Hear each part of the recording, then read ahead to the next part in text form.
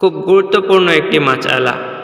৫ ওয়াক্ত নামাজের মধ্যে ৩ ওয়াক্ত নামাজে জোরে কিরাত পড়া হয় এবং ২ ওয়াক্ত নামাজে আস্তে কিরাত পড়া হয় কেন? প্রথম উত্তর হলো, হুজুর সাল্লাল্লাহু আলাইহি ওয়াসাল্লাম ৩ সময় জোরে পড়েছেন, বাকি ২ সময় আস্তে পড়েছেন, তাই আমরাও পড়ি।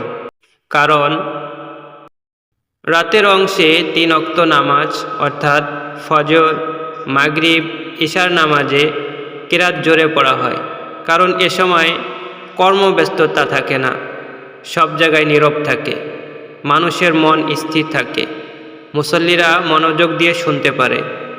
মসজিদ ও আশেপাশের বাজারে কোনো হইহুল্লোড় থাকে না, এই জন্য জোরে কিরাত পড়া হয়।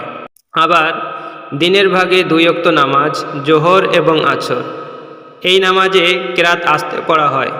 কারণ এই সময় কর্মব্যস্ততা থাকে, মানুষ মন স্থির থাকে না, মুসল্লিরা মনোযোগ দিয়ে কিরাত শোনার সুযোগ পায় না, মসজিদ ও আশপাশের মানুষ হইচই বেশি থাকে, এই জন্য আস্তে পড়া হয়। অতএব এইসব কারণে এইভাবে নামাজ পড়া সুন্নাত করা হয়েছে।